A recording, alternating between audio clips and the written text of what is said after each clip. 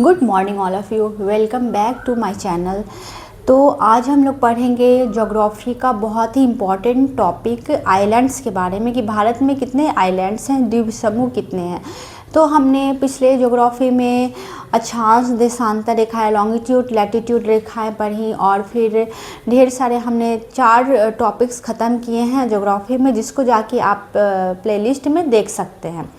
तो आज का हमारा ज्योग्राफी का इम्पॉर्टेंट टॉपिक है जिससे क्वेश्चंस अक्सर आते रहते हैं, तो है आज का हमारा है भारत के द्वीप समूह, आइलैंड ऑफ इंडिया। आज हम लोग देखेंगे कि भारत में कितने आइलैंड हैं। तो सबसे पहले आइलैंड पढ़ने के पहले हमें ये जानना ज़रूरी है कि आइलैंड क्या होता है। तो द्वीप समूह ऐसा जगह को कहते हैं जो कि पानी के बीच में, समुद्रों के बीच में टापू होता है, समुद्रों के बीच में जो भूमि होती है उसको हम लोग द्वीप कहते हैं, आइलैंड्स कहते हैं।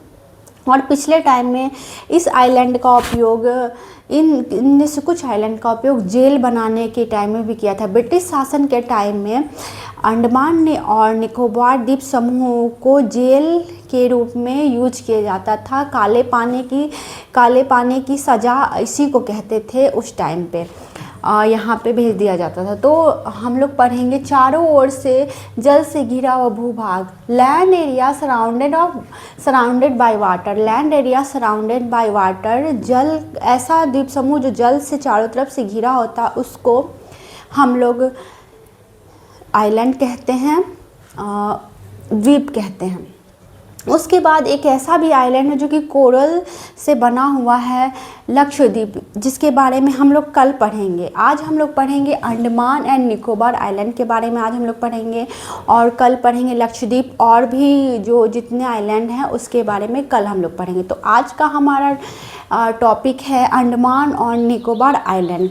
तो लक्षद्वीप के बारे में बहुत ही इंटरेस्टिंग बात ये है जो कल हम लोग जानेंगे कि वो कोरल से बना हुआ है, जो कि एक जीवित होता है कोरल, उससे ये बना हुआ है लक्षद्वीप। तो इसको आप लोग कल देखेंगे। तो चलिए आज का हमारा अपना अंडमान और निकोबार द्वीप समूह स्टार्ट करते हैं। तो सबसे पहले हम लोग देखेंगे भारत का जो तटीय इलाका है उसके दोनों तरफ, एक तरफ पश्चिम में बे ऑफ बंगाल और पूर्व में बे ऑफ बंगाल और पश्चिम में अरेबियन सी है। तो भारत के इस साइड में बे ऑफ बंगाल, बंगाल की खाड़ी और फिर अरेबियन सी, 2 समुद्र के बारे में हम लोग देखेंगे। इंडिया ओशन, फिर बे ऑफ बंगाल में अंडमान एंड निकोबार आइलैंड पाया जाता है। बे और बंगाल में अंडमान और निकोबार आइलैंड पाया जाता है जो कि इस तरह से है, भारत से बहुत दूरी पे है ये अंडमान, और ये समुद्री रास्ता में पड़ता है, जहाँ पे जब ब्रिटिश शासन जिस वक्त पे चलता था उस टाइम में इंडिया से समुद्र के रास्ते यहाँ से यहाँ पे इस द्वीप पे भेजा जाता था। भारत के ही द्वीप समूह अंडमान और निकोबार पे कैदियों को भेजा जाता था सज़ा काटने के लिए। तो अंडमान और Nicobar island bay of Bengal में, बंगाल की खाड़ी में है। अंडमान और Nicobar island bay of Bengal में है। अंडमान निकोबार द्वीप समूह के बारे में और एक तथ्य है कि अच्छा, सबसे पहले देखेंगे कि इसकी राजधानी कहाँ है। अंडमान और निकोबार का कैपिटल है पोर्ट ब्लेयर। अराकन योमा पर्वत श्रेणी का, और ये अराकन योमा पर्वत श्रेणी का हिस्सा है। 10 डिग्री चैनल अंडमान और निकोबार को अलग करता है। तो अंडमान और निकोबार को 10 डिग्री चैनल अलग करता है, जो कि 10 डिग्री अक्षांश हमारा है, 10 डिग्री चैनल इसी को कहते हैं। लॉन्गिट्यूड और लैटिट्यूड हम लोगों ने पढ़ा था कि जो इस तरह का ये विषुवत रेखा होती है, इक्वेटर होता है, उसके बाद ये जो लेटी हुई लाइनें हैं ये हमारी लैटिट्यूड है, ठीक है। और इस तरह से जो ये हमारा प्राइम मेरिडियन होता है, ठीक है। प्राइम मेरिडियन के बीच में 0 डिग्री हमारा होता है, जहाँ से प्रधान मध्याह्न रेखा ग्रीनविच से गुजरती है, और यहीं से हमारा GMT टाइम चलता है। तो इस साइड वाला हिस्सा हमेशा 5.5 डिग्री आगे पीछे होता रहता है, इधर वाला। तो इसको हम लोग अगले वीडियो में जानेंगे। तो अभी ये जानिए कि ये वाला लैटिट्यूड और ये लॉन्गिट्यूड, जो लंबी लंबी रेखाएं खड़ी हैं ये हमारा देशांतर रेखा है लॉन्गिट्यूड, और ऐसे ऐसे वाला जो रेखा है वो हमारा लैटिट्यूड है। लेटी हुई रेखाएं हैं हमारी लैटिट्यूड है, अक्षांश रेखाएं।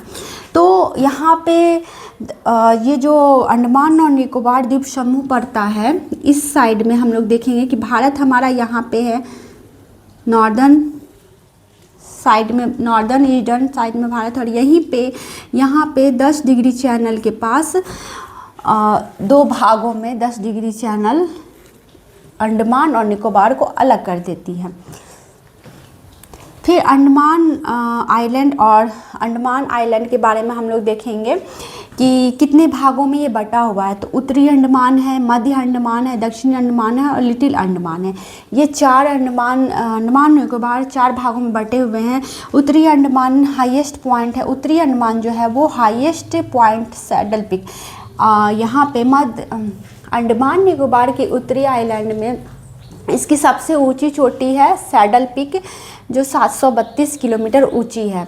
फिर मध्य अंडमान में सबसे बड़ा द्वीप निकोबार का, मध्य अंडमान में सबसे बड़ा द्वीप है निकोबार का। दक्षिणी अंडमान में पोर्ट ब्लेयर कैपिटल है, और दक्षिणी अंडमान में ही पोर्ट ब्लेयर है जो कि कैपिटल है। अंडमान और निकोबार का कैपिटल दक्षिणी अंडमान में है, पोर्ट ब्लेयर कैपिटल यहीं पे पड़ता है। सेल्यूलर जेल और Veer Savarkar airport, cellular jail जो है इसी में ही वीर सावरकर जी को रखा गया था, जिसको हम लोगों ने पढ़ा भी है अपने मॉडर्न हिस्ट्री में।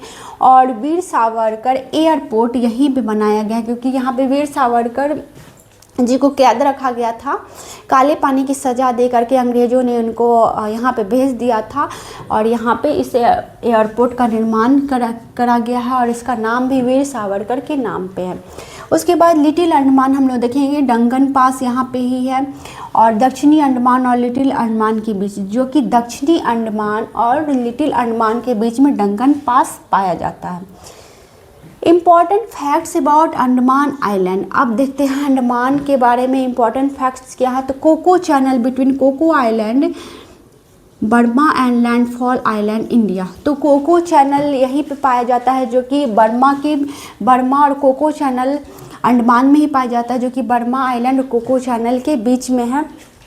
और लैंडफॉल है यहाँ पे, लैंडफॉल आइलैंड, भारत का लैंडफॉल आइलैंड भी अंडमान निकोबार द्वीप समूह में ही है। उसके बाद वैल्केनो भी है यहाँ पे। एक मिनट,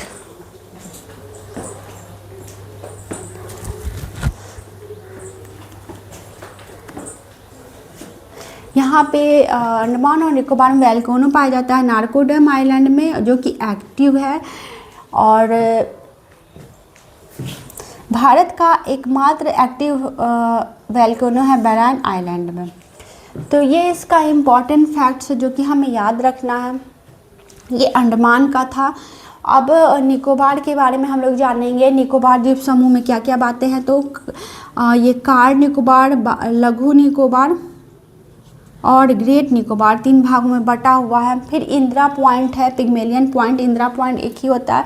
और माउंट थुलर हाईएस्ट पॉइंट है इसका, माउंट थुलर हाईएस्ट पॉइंट है निकोबार द्वीप समूह का, तो इसको हमको याद रखना है। फिर बदले गए द्वीपों के नाम।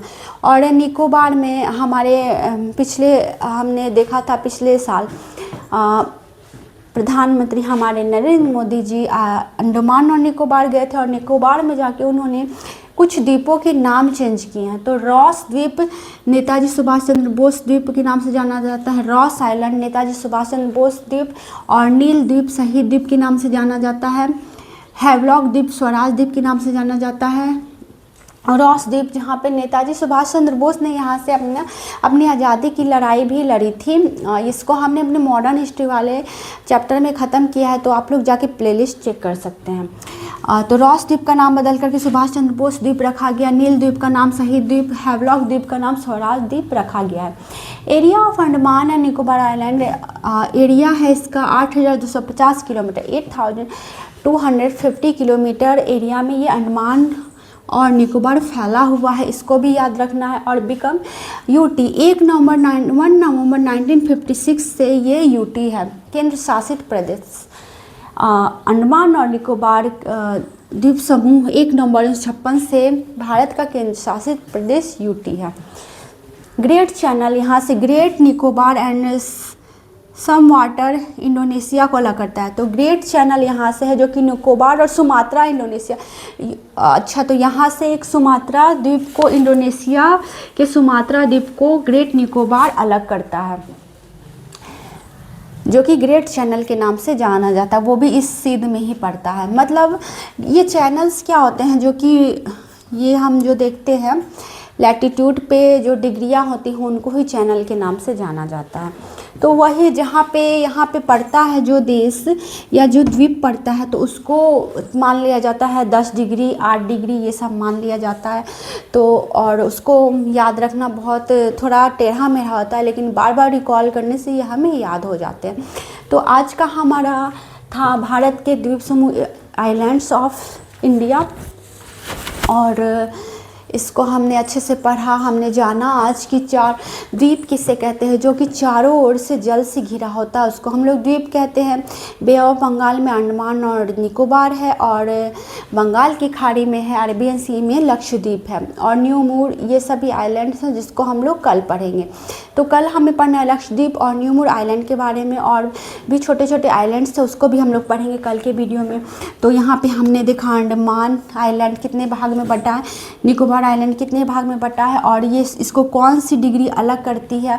फिर हमने देखा कि किस किस द्वीप के नाम बदले गए हैं। तो रॉस द्वीप का नाम नेताजी सुभाष चंद्र बोस द्वीप, नील द्वीप का शहीद द्वीप, हैवलॉक द्वीप का स्वराज द्वीप, और इसका एरिया 8,250 किलोमीटर 8,250 किलोमीटर में इसका एरिया है। और ये यूटी कब से है, तो 1 नवंबर 1956 से ये यूटी है, 1 नवंबर 1956 से ये यूटी है। तो ये टॉपिक यहीं पे ख़त्म करते, सॉरी टॉपिक नहीं, ये वीडियो यहीं पे ख़त्म करते हैं। टॉपिक तो अभी बहुत लंबा चलने वाला है, एक और वीडियो में ये टॉपिक ख़त्म होगा। तो ये हमारा ज्योग्राफी वाला वीडियो था, और हमारे एग्ज़ाम्स भी अभी आने वाले हैं, हाल फिलहाल बहुत सारे एग्ज़ाम्स आने वाले हैं। तो एसएससी की तरफ से बीएसओ और एसएसओ का भी एग्ज़ाम आ गया है, तो इसके बारे में मैं नेक्स्ट वीडियो में आप लोग को बताऊंगी कि इसका फॉर्म सबमिट का डेट क्या है, क्वालिफ़िकेशन क्या है, आप लोग कैसे बेटर तैयारी कर सकते हैं। तो इसका वीडियो मैं नेक्स्ट वीडियो में आप लोग को मेरा नेक्स्ट वीडियो आ जाएगा कल, और इसका भी नेक्स्ट पार्ट 2 जल्द ही आएगा। तो अभी रात हो गई है, रात में मैं शूट कर रही हूँ, तो थोड़ी नींद आ रही है, इसलिए थोड़ा प्रॉब्लम हो जाता है कहीं कहीं पे, तो उसको आप लोग नज़रअंदाज कीजिएगा। और अगर मेरा वीडियो पसंद आता है तो आप लोग इसको लाइक कीजिएगा, शेयर कीजिएगा, और कमेंट में जाके बताइएगा कि मैंने जो आपको पढ़ाया वो समझ में आया कि नहीं, और आप लोग को आगे क्या पढ़ना है तो वो भी कमेंट में जाके ज़रूर बताइएगा। तो अगर मेरा चैनल आप लोगों को पसंद आता है तो please like share subscribe. Thanks for watching, bye bye.